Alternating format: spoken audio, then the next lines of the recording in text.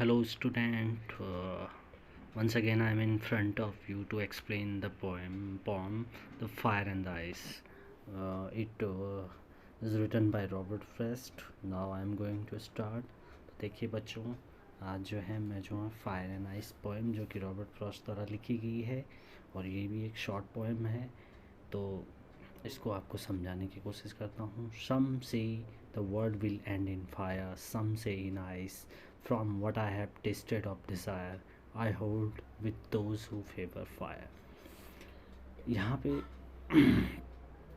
जो पॉइंट है Robert Frost, वो कहते हैं कि दुनिया जो है, जो सभी लोगों का ना, दुनिया जो ख़त्म होगी वो दो कारणों से हो सकती है, या तो फायर से या तो आइस से.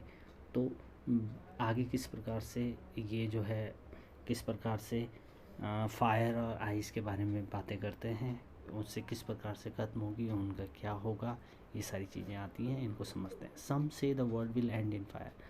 कुछ कहते हैं कि दुनिया जो ख़त्म होगी वो आग से होगी. सम से इन आइस. कुछ कहेंगे वो ठंड से या आइस से, बर्फ़ से.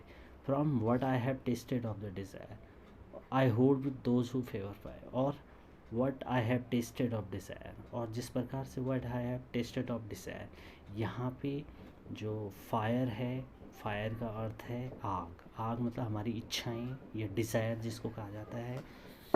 तो from what I have tasted of desire, तो जो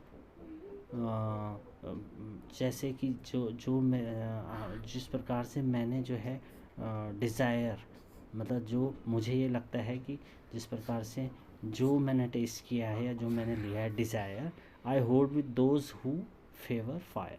और मैं इसके साथ हूँ कि जो दुनिया ख़त्म होगी वो फायर के कारण होगी, डिज़ायर के कारण होगी. डिज़ायर मीन्स हमारा जो है ग्रीड, हमारा लालच, हमारी इच्छाएं.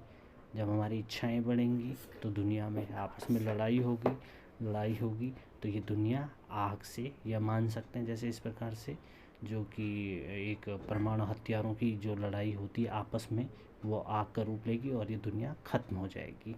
तो कवि कहता है कि मैं जो हूँ फायर के साथ हूँ, आग के साथ हूँ.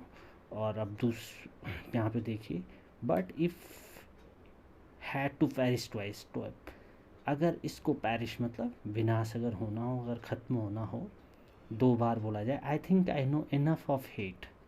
तो मैं सोचता हूँ इसके लिए जो हेट, घृणा, यहाँ पे आइस की जो तुलना है वो हेट से की गई. आइस को जो है हेट कहा गया है, मतलब घृणा. घृणा लोगों के अंदर इस प्रकार से भरी हुई है कि आज लोग जो है एक दूसरे के साथ जो है प्यार प्रेम से नहीं रहेंगे, तो घृणा से दूरी बना के, हेट करके.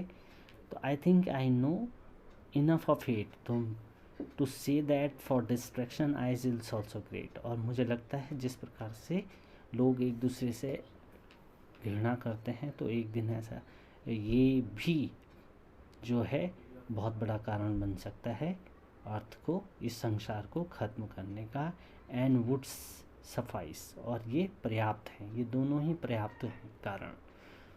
तो यहाँ पे कहने का अर्थ ये है कि जो फायर एंड आइस, ये दोनों जो प्रतीक हैं, ये हैं डिज़ायर का, इच्छाओं का, और ये जो हमारी घृणा का. तो ये दोनों ही कारण जो है इस अर्थ को ख़त्म कर सकते हैं. जैसे मैंने कहा आग, डिज़ायर जिसकी तुलना की गई है, जो हम समझ सकते हैं इच्छाएं जब हमारी तेज़ी से बढ़ेंगी तो दुनिया में हर कोई एक दूसरे के साथ प्रतिस्पर्धा करेगा, और प्रतिस्पर्धा से हम एक दूसरे को पीछे ढकेलने की कोशिश करेंगे, और ये एक बड़े महायुद्ध के रूप में होगा, और जो है जिससे जो है ये पृथ्वी कहीं ना कहीं ख़त्म की कगार पर बढ़ेगी. और जिस प्रकार से आइस, जिसे हम कह सकते हैं कोल्डनेस, ठंडा, या घृणा, जब हम एक दूसरे से घृणा करेंगे तो डेफिनेटली वो भी जो है इस दुनिया को, या इस जो हमारा समाज है उसको ख़त्म करने की कोशिश कर देगा. और ये दोनों ही सफाइस, मतलब ये ही दोनों पर्याप्त हैं,